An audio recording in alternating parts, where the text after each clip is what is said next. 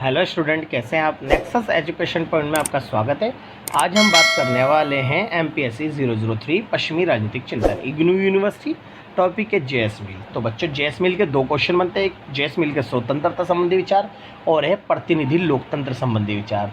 तो इससे प्रतिनिधि लोकतंत्र संबंधी विचार से पहले हम स्वतंत्रता के बारे में जानेंगे। चलिए देखते हैं जेएस मिल के स्वतंत्रता संबंधी विचार क्या है। पहला है, जेएस मिल जो था वो एक व्यक्तिवाद का समर्थक विचारक था।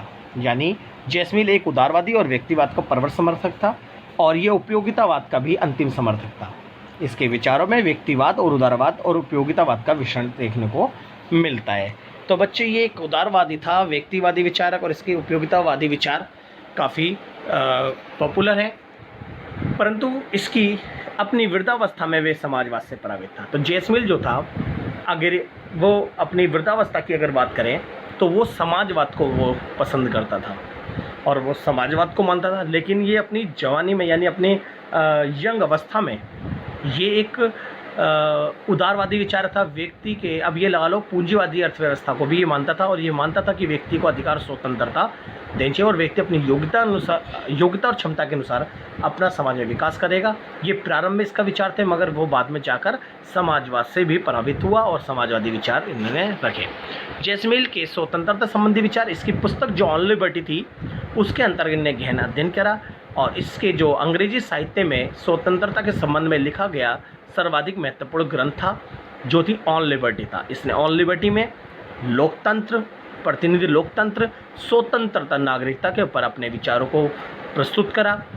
मैक्सिको के शब्दों में मिल के विचारों में स्वतंत्रता के विषय में निबंध राजनीतिक साहित्य में उच्च कोटि का है और इसी कारण जेएस मिल की रूसो जेफरसन जैसे विचारकों के साथ तुलना होती है। तो जेएस मिल जो थे, ये व्यक्ति को अधिक से अधिक स्वतंत्रता देने का समर्थन करते थे। इनका मानना ये था कि व्यक्ति को अपनी योग्यता क्षमता के अनुसार बिना किसी रोक टोक के, बिना किसी बंधन के स्वतंत्रता और अधिकार का प्रयोग करने के लिए खुला छोड़ देना चाहिए। तो ये व्यक्ति को कार्य करने और मनपसंद अपने विचार अभिव्यक्त करने की पूरी आज़ादी देना चाहते हैं। तो जेएस मिल के देखते हैं उदारवादी विचार क्या है। जैसे स्वतंत्रता की अवधारणा, जेएस मिल के काल में राज्य की शक्तियां और कार्यक्षेत्र निरंतर बढ़ता रहा था। बेंथम के विचारों से प्रभावित होकर राज्य अधिक से अधिक कानूनों का निर्माण करने लगे। तो जर्मी बेंथम से पहले अगर मैं बात करता हूँ, समाज के अंदर लोगों को अधिकार स्वतंत्रता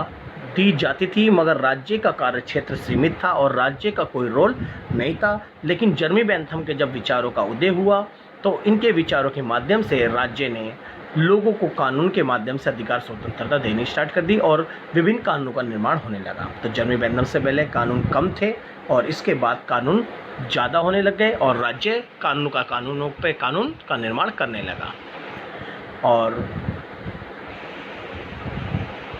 जनहित के नाम पर जीवन के विभिन्न क्षेत्रों में राज्य का हस्तक्षेप बढ़ता जा रहा था।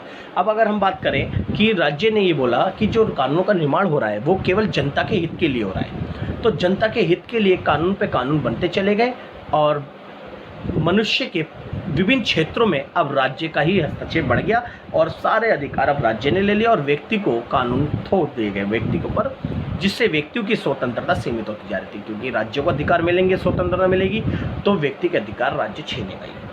अब यहाँ पर मनुष्य अपने मनपसंद से कार्य करने के लिए बाधित हुआ। अब मनुष्य को जो काम करना होता था वो सब कानूनों के माध्यम से ही करना होता था, जिससे ये विवाद उत्पन्न हो गया कि राज्य साध्य है या साधन। तो यानी जेएस मिल के जो विचार थे, जो ये व्यक्ति को अधिकार स्वतंत्रता देना चाहता था, अब यहाँ पर जेएस मिल के विचार जो थे वो बाधित होने लगे। अब व्यक्तियों के जो मनुष्य था उससे जीवन पर अब राज्य का इतना हस्तक्षेप हो गया कि मनुष्य अब स्वतंत्र रूप से कुछ भी नहीं कर सकता था। अब जब कानून का निर्माण हो गया तो यहाँ पर संसद सर्वोच्च हो गई और बहुमत की इच्छा का प्रतिनिधित्व करने वाले उसके कार्य जीवन के प्रत्येक क्षेत्र में हस्तक्षेप कर सकते थे। यानी जितने भी मंत्री हैं, जो प्रतिनिधि है, जो चुनकर गए हुए, अब वो मनुष्य के जीवन में, यानी उनके हितों में प्रत्येक क्षेत्र में, यानी हितों के प्रत्येक क्षेत्र में वो हस्तक्षेप करने लगे। मिल को डर था कि ये बहुमत ही स्वतंत्रता के लिए सबसे बड़ा खतरा है। यानी जो हमने बहुमत के आधार पर सरकार बनाई है और वो बहुमत पर आधारित सरकार अब हमारे लोगों के अधिकार स्वतंत्रता के लिए खतरा है। उसकी मुख्य समस्या ये थी कि सत्ताधारी अल्पसंख्यक वर्गों के हाथों से संपूर्ण समस्या का समाधान नहीं होगा, क्योंकि पूरे देश के अंदर समाधान कुछ लोगों के हाथ में नहीं हो सकता, क्योंकि जो सरकार बनाकर हमने भेजी है वो कुछ लोग हैं और कुछ लोग पूरे देश की लोगों की समस्या का समाधान नहीं कर सकते। ये जेम्स मिल का मानना था। अब बात करते हैं स्वतंत्रता का दार्शनिक आधार। तो जेम्स मिल ने स्वतंत्रता का दार्शनिक आधार दो प्रकार से देखा, एक व्यक्ति की दृष्टि से और एक समाज की दृष्टि से। यानी स्वतंत्रता में उसका दार्शनिक आधार क्या था, पहले देखते हैं व्यक्ति की दृष्टि से। उनके अनुसार व्यक्ति का मूल उद्देश्य अपने व्यक्तित्व का विकास करना है। तो बात फैक्ट है। जेम्स मिल कहता है कि मनुष्य का जो उद्देश्य है अपना विकास करना है, जिसके लिए उसे स्वतंत्रता का खुला वातावरण चाहिए, यानी उसकी मनपसंद कार्य करने की आज़ादी के लिए बिना रोक टोकने वाला वातावरण चाहिए। उसके अनुसार समाज का विकास कुछ विशेष प्रकार के व्यक्तियों से होता है।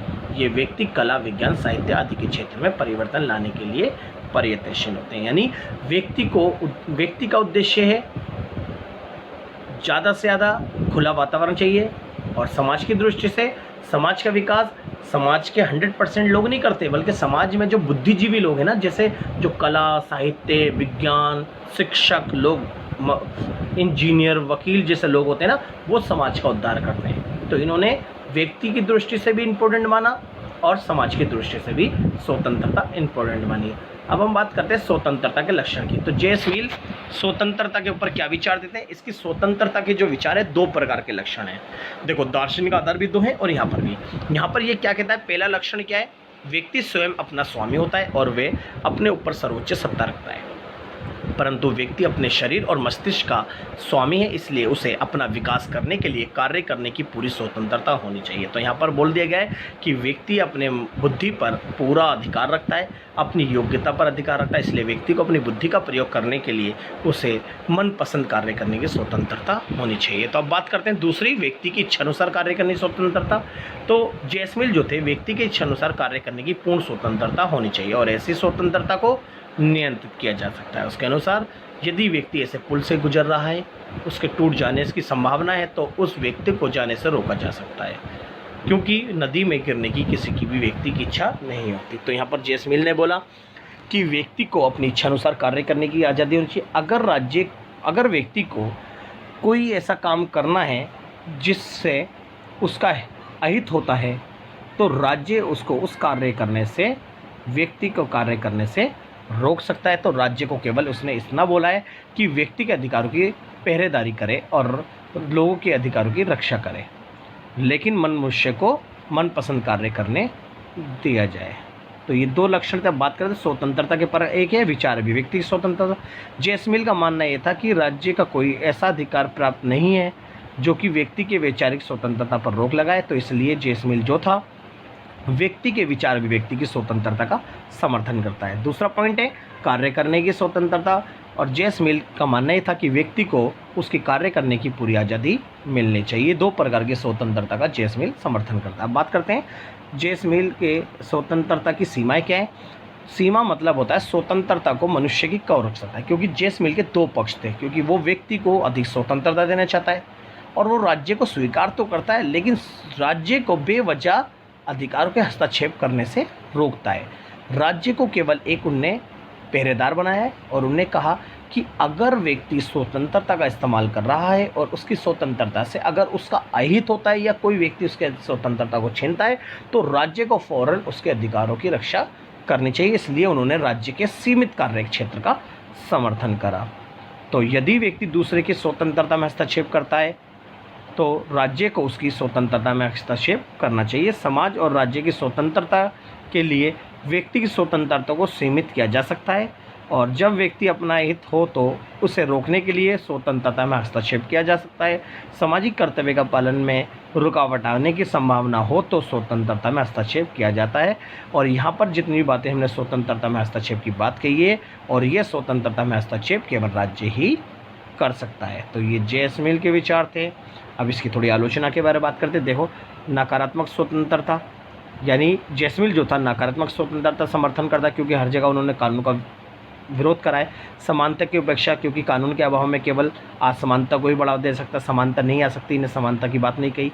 प्रत्येक व्यक्ति एक समान योग्य नहीं है, ये कहता है सभी व्यक्ति योग्यता क्षमता बराबर होती है, इसलिए प्रत्येक व्यक्ति योग्यता को अनुसार विकास करने छोड़ दिया जाए, सबको नहीं दे सकते।